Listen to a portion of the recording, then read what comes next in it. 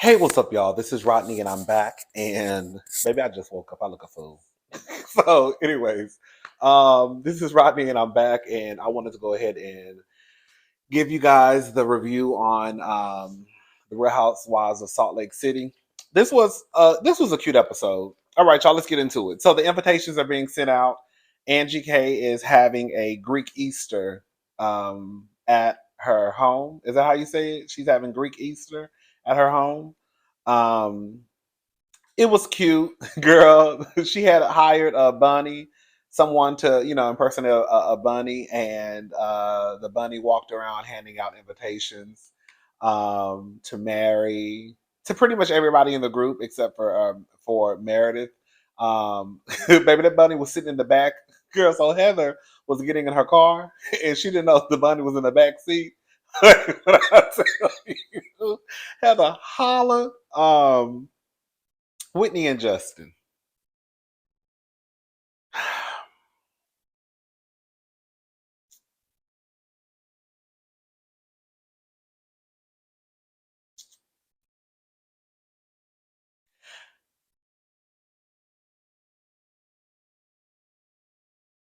I feel like I understood what Wendy was trying to say.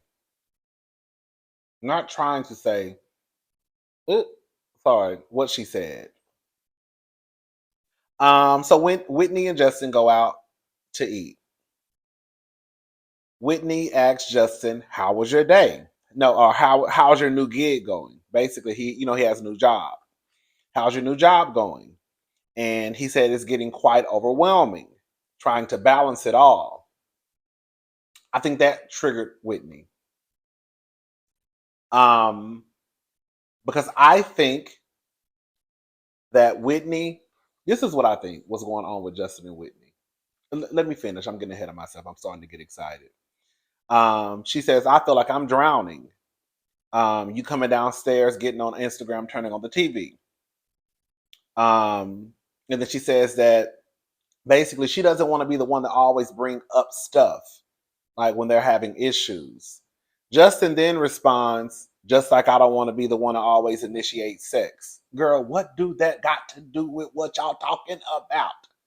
Justin was trying to change the course of the conversation. We go from basically, so this is what's happening, and with my opinion.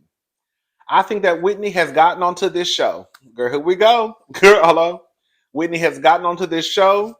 She is the breadwinner of the family. She's making her money, right? And I don't think that Whitney wants to go back into the role of probably just being full time mama, right? Once Justin lost his job due to the show, we have to add that because Justin lost his job because of the show. I think that some of the weight was taken off of Whitney's plate because Justin didn't have nothing else to do, right? So Whitney was then able to kind of like take a step back from probably like being a full time mama, right? To, okay, I can also do my own thing now. Now Justin is back to working. And I think that Whitney is nervous that she's about to be thrown back into that role that she was probably prior. I don't know if Whitney was still working when I know they met at work, but I can't remember if Whitney was still working once they got on the show or if she was just like a housewife. I can't remember.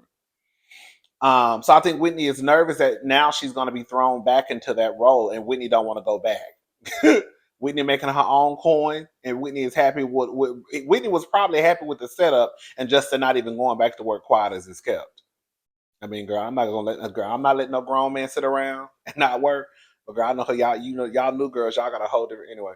Um, but Whitney was probably okay with Justin just sitting around not working in the name of her not having to basically, girl, hear her name being called all day by the kids.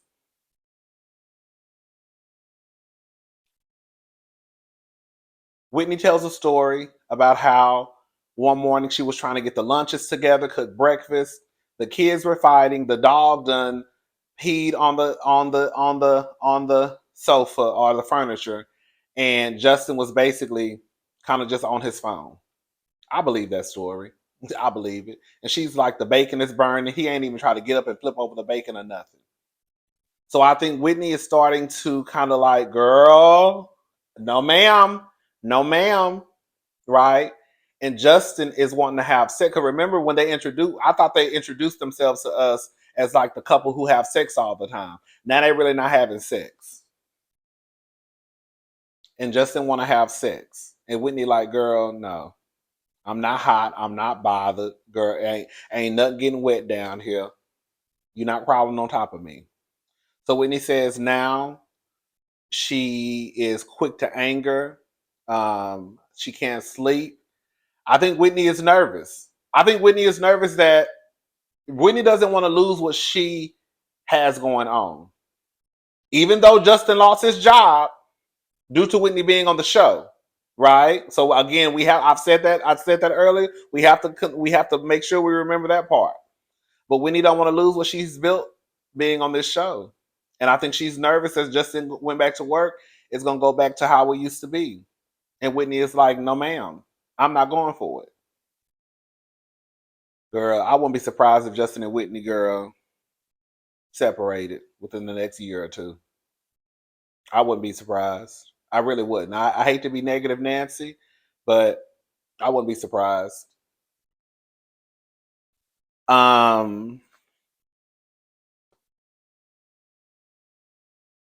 Yeah. Lisa and Angie, they go out. I think they went to make candles or something. I don't know, girl. I'd be halfway paying attention to Lisa and Angie. The only time I pay attention to Angie is when her husband is around. Hey, Sean. Sean is an old, big, thick, sexy ass white man. Do you hear me? Girl, that's an old. I said, oh, Sean is fine. Yeah, Sean is an old, thick white man. I say yes. Cause he thick. Thick. Yes. Okay. Anyways, so Lisa basically is telling Angie that she needs to keep her good eye on Monica. I told y'all my very first review. I didn't review the first 2 or 3 episodes. I think I didn't tap in until like I forgot. I know I didn't review like the first. Did I review? I didn't review. No, I think I tapped in like episode probably like 3. I can't remember where I started my reviews, but I don't think it was at the beginning of the season. But I told y'all my first review that I did. I was like, girl, Monica is not Angie's friend. Girl, see, I clocked the stuff. I don't know what y'all be watching, but I said, girl, Monica and Angie are not friends. Not the way that Monica is handling Angie. So now Lisa, it's different for the group because they're doing this in real time. We're just watching from the TV screen, so we can clock it, right? So Lisa is starting to clock that, girl, Monica is not your friend. Like she said, and this is the truth. She feels like Monica and Meredith are both to blame. I don't think that Meredith's hands are clean, but Meredith never once said what the rumor was. We're going to get into that in a little bit. But yeah, she's basically telling Angie, girl, you need to watch out for Monica because Miss Thing is not your friend. Mary and Robert Jr.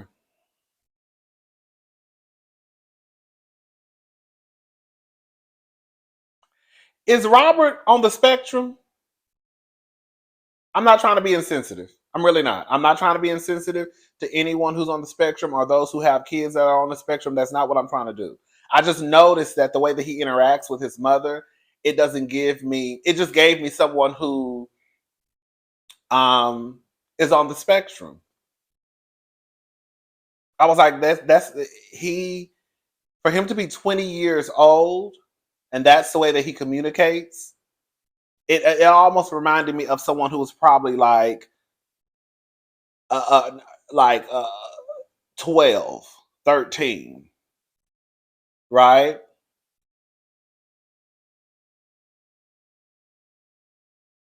I was about to say 8 or 9, but girl, my niece, she's 8 and she communicates better than Robert Jr. I can sit down and have a full-fledged conversation with her.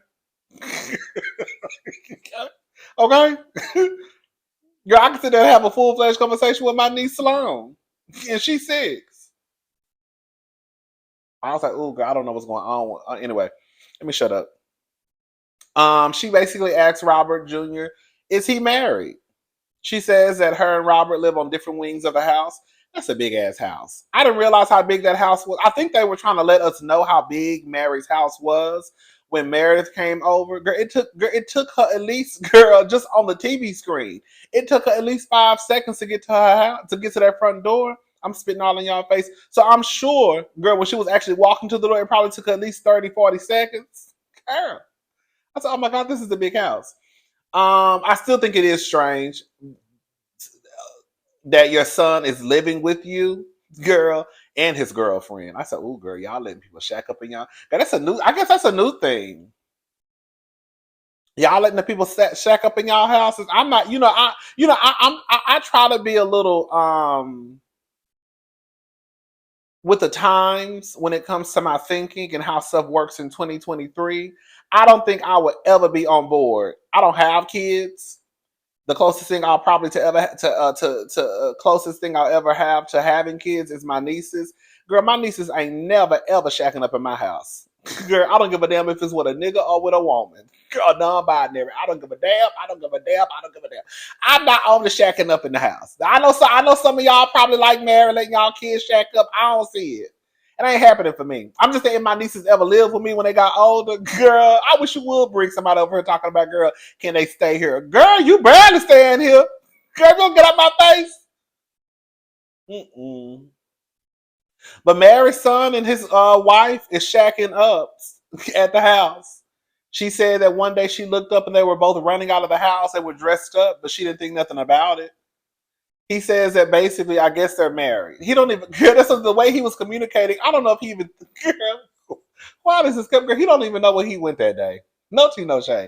Girl, did you even go to the courthouse or did you go to the store? Girl, did you go to the courthouse or did you just go to a building? Did you actually go stand in front of a judge? Or did you girl, go somewhere and it was Halloween and girl, y'all pretended like y'all was getting married down to the on and out? Like, girl, I would have to ask questions for Robert because Robert don't know what's going on. Girl. I don't even know if the little nigga married or not. Quiet as it's kept. I don't know. I'm still trying to figure it out. Anyways, Heather and her daughter.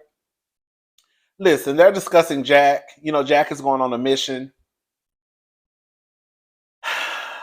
I'm just gonna wrap this all together. Everybody's experience in church is different. Some have a very extreme, traumatic experience when it comes to religion and church, right? And then some, not so much. Like me growing up, we became very active in church, like in my teenage years. Like I think I was like probably 12, 13. I can't remember. I wasn't, I don't even think 12, 13. I can't remember. But we became very active in church, youth meetings, choir, all that stuff, Sunday school. Um, and I don't remember having a bad experience. It wasn't a bad experience for me. Like we love church. It wasn't to this like Heather is talking about over there. You know what I'm saying? Maybe Lisa didn't have a bad experience. And I think Lisa is saying because I didn't have a bad experience, then I'm not really worried about Jack having a bad experience. So maybe that's what it is. But Heather is saying, girl, it's this, and this. It seems like more people are saying, and Whitney's husband, I'm sorry, Heather and Whitney's husband, that they've all kind of had the similar experience. And then Lisa is like kind of like, girl, no, I didn't have all that. So like I said, girl, you don't know because like even in my situation, I didn't really have a bad experience in high school. It didn't really get bad for me until I graduated from high school, and then I moved to Houston, and then I started to kind of see how they moved in church. And then my personal experiences with people coming to my job, girl, just it was a mess, and so that played a part in it later on in life. And I was like, girl, I'm tapping out, girl, y'all got it, girl, this is a mess. um them people had me over here thinking I was, but girl, I was having suicidal thoughts. Girl, it got bad, and that's why I was like, girl, I'm tapping out. Girl, y'all hoes can have that shit. Okay. Um, so everybody is different. But I still don't think that Heather is wrong for basically questioning or having a concern. Like, girl, you really gonna let your son step into some shit like that? But like I said, Lisa says that her experience was different. So that's probably why she doesn't mind Jack going.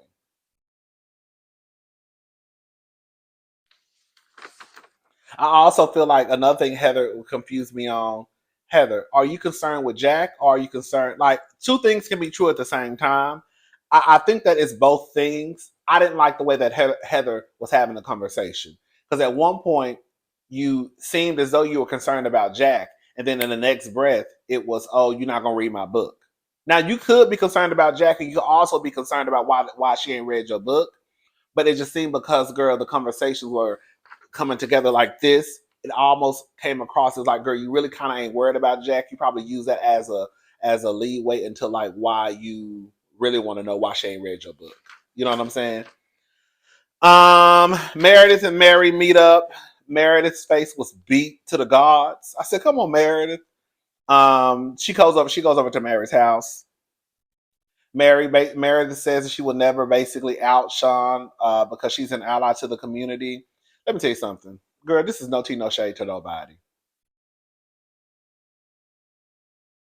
I think that sometimes we all can have a misstep, right? I think that members of the LGBTQ community, they can have a misstep. I think that allies can sometimes have a misstep. Um, I think this is what I think. I think that when Meredith told Lisa that Angie, she didn't say this, but she basically said that bitch better leave me the fuck alone while I let everybody know what's going on with her and her husband. I think Meredith was talking about the rumors. I think so. I think that after she probably, I think that now because it's getting around that she told the rumors even though she didn't. I think she wants to clean it up. Like, girl, I would never. Like, girl, you probably would never do it, but your hands got dirty though. You know what I'm? You see what I'm saying? And I think that if Angie would have pushed her back against the wall, I could see Meredith saying some shit like that. I could. Um, but I don't think that automatically you should kick Meredith out of the ally club. It was just one of those things where I feel like, girl, you knew you teetered on the line. You didn't necessarily cross it, but girl, you got the party started, right? And then Monica, she knocked down the wall. Monica and Whitney and Monica. Okay. Um, but yeah, I think that's what happened. But that still doesn't take away from the fact that Meredith never said what the rumor was. I think that's what I think that she would have said what the rumor was, but the rumor really could have been anything. She could have said, I heard that I heard she could have said I heard Sean was cheating on was cheating on Angie. Right? Monica added the girl, he's out here fucking men. Hey. Anyways, Mary isn't going to the party. Listen, Mary is still pissed off about the treatment that she received from the previous season. I understand. Like, a part of me feels like Mary shouldn't have came back because she doesn't want to participate. But I also feel like Mary is a friend of the show. So it's like I see it from all different angles. Mary's still pissed off, and she has a right to be, because they played in Mary's face and let that racist woman attack her. You see what I'm saying? I think that sometimes the girls, and I can understand it. Girl, I've been here since season 1. Girl, I am a part of the OG club. You gonna let this lady come into this group, right? And treat me the way she treat me and y'all not say nothing? And then on top of that, she on some racist shit. You see what I'm saying? This ain't just like no elementary school shit where like just y'all bitches just beefing. This is on some real like, oh bitch, this bitch is racist. Right? So I get why Marius don't want to fool with them, because they've never really had the conversation about what happened. But then on the flip side, it's like, well, Mary probably shouldn't have came back if she's not over it and don't want to deal with the girls. But then on the next thing, it's like, well, girl, Mary is a friend of the show. Mary can pop in and pop out. That's what friends of the show do. We sometimes I feel like we want the friends of the show to be just as much as involved as a housewives. Well, girl, if you're in the opening credits, that's your job. The friend of the show is just to kind of pop in and pop out. So Mary is literally popping in and popping out.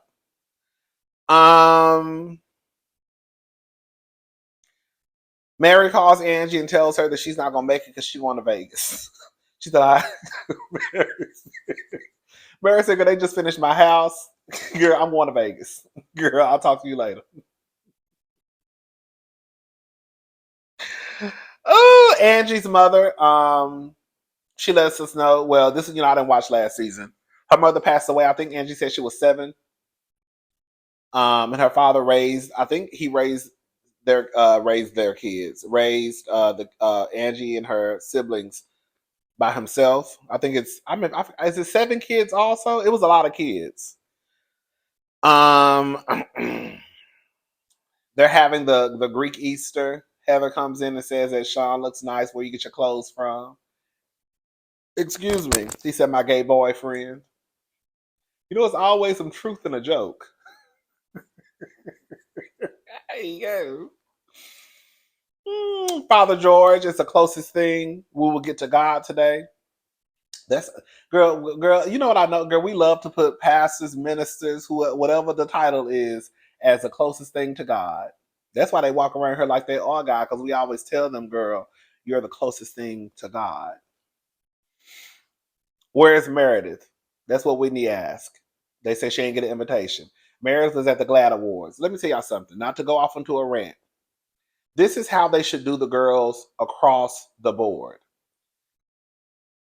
When the girls can't make it because they're out doing something else, we should see what they're doing. You see how Meredith was not there, but they let us see that Meredith was in LA at the GLAAD Awards, right?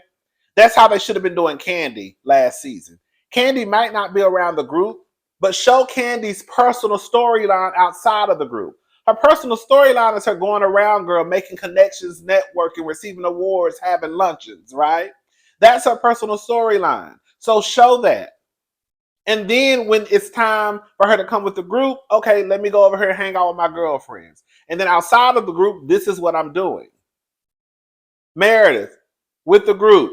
Outside of the group, I'm over here. That's how they need to do it across the board for all the girls. Monica and Angie, they start to talk. Angie, girl, you're gonna have to be quick on your feet. Monica backed your ass into a corner and flipped the script on you. Angie was absolutely right. I guess she thought about it.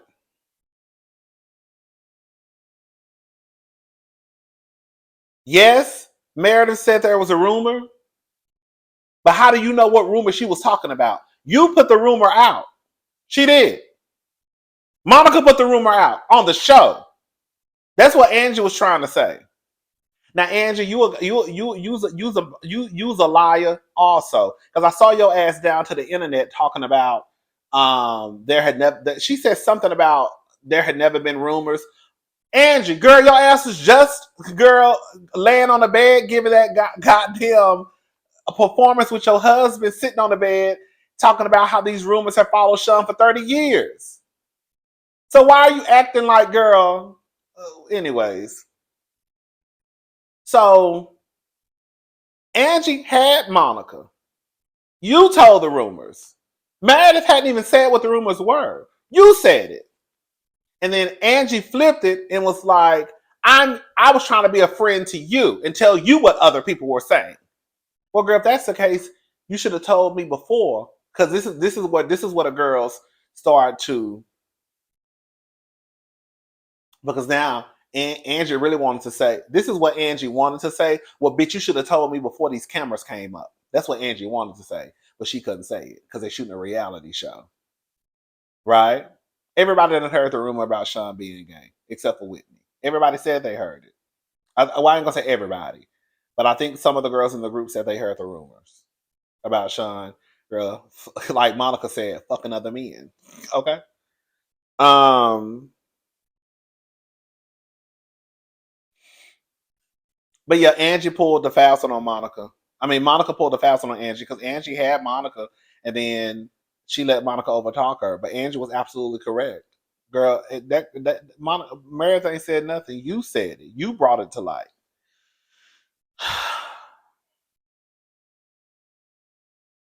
Let me just say something. I don't have a relationship with my mother the way that Monica has a relationship with hers. I have said to y'all plenty of times, those who have watched my videos, in my family, everybody gets treated as adults. That's why when I see some of y'all in the comment section saying, oh my God, my mama would pop me in my face if I did that. Oh my God, how you talk to your mama like that? Girl, I can't relate because we don't do that over here. Even my grandmother, she never, we were grown. They treat us like we're adults. You see what I'm saying? If I ever had an issue like Monica had with her mother, why? Because I still look at myself, girl, I still look at myself like a man. Girl, I feel like because I'm a man, I could never just really disrespect my mama like that. I would never fool with my mama ever again. Now, if my daddy did some shit like that, then girl, it's gonna be on some man to man type of shit. The way I used to tell y'all, the way that Kurt Franklin's son, I wish I was Kurt Franklin's son, and he told me he was gonna break. What did he tell his son? I'll break your fucking neck. I would have told him right back, and motherfucker, I'll break your fucking neck too. I'm not letting nobody talk to me crazy. Nobody. Nobody. Okay. And if my mama was to talk to me crazy, she wouldn't get another chance to do it again. But like I said, we don't do that over here. Monica's mother is a bitch. Full stop. The way she treats Monica makes me sick to my stomach. It really, really does. And when I see people in the comments section, sorry if it hits home, y'all defending Monica's mama or the fact that that's her mama and she shouldn't speak to her like that, that just lets me know that you probably grew up in the same abusive ass household and you're probably doing the same thing with your goddamn children. One thing I have learned is when it involves a kid and a parent, and there seems like some type of tug of war, girl, stay out of it. Stay out of it. You got everybody on the cast talking about, oh, I feel so sorry for Angie's mama. I mean, for Monica's mama. Why? That woman is an asshole. She talks to Angie like she's crazy. She talks to Angie like she's a kid. Come to the bathroom. Stop it. Come here. Stop it. That's a grown ass woman with 4 kids. When Angie starts to tell her how she feels, did y'all see that lady sit there across from Angie with a smirk on her face and start to laugh? If Angie would have slapped the dog fuck out of that lady, I wouldn't even blame her. Not Angie, Monica. If Monica would have slapped the dog fuck out of that lady, I wouldn't even care.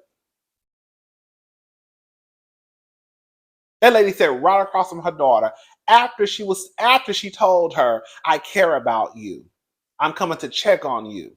And when Monica starts to tell her how she feels, she sat there with a smirk on her face and started to giggle. I said, she's a fucking bitch.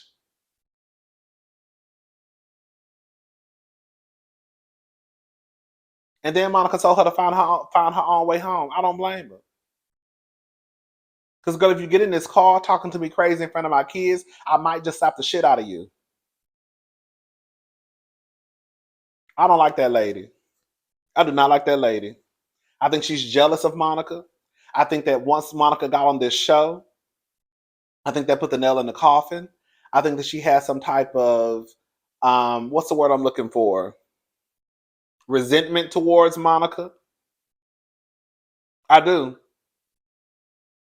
You sit there, you take up, listen, I understand you trying to calm your daughter down because y'all out in these people's houses, right? And you don't want your daughter to flip and cuss somebody out. But at the same time, it's the way you go about it. If Monica's mother would have walked over to her and was like, "Hey, Monica, can you come up for a second, please?" And then pulled into the side and was like, "Listen, I understand. I don't know what's going on with your friend group, but you know, just breathe, girl. Don't do nothing too outrageous."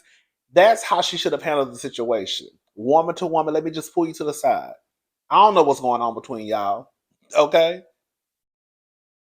Right? If these hoes pop off, girl, I might have to jump in and beat one of their asses. You see what I'm saying? That's how you have your daughter's back. You don't sit there and scold your daughter in front of these other people. And then now the other people are like, "Oh my God, I feel so sorry for Monica's mother." Why? This lady done called her all types of bitches, pieces of shit. Monica already told us that wasn't the first time she said it over the phone. She said it's right on par. You know it's bad when your child at Monica's big ass age still says, "I wish I had a different mother." This is not some child who is pissed off at their mother because they couldn't get a candy bar at the store. "Oh my God, I hate you, mom. I wish I had a different mother." This is a grown ass woman with 4 kids who is still saying, right, that "I wish I had a different mother." That says a lot. Fuck Monica's mom. I do not like that lady. Sorry, not sorry. Anyways, I'm going. I'll talk to y'all later. Have a good day. Bye, y'all.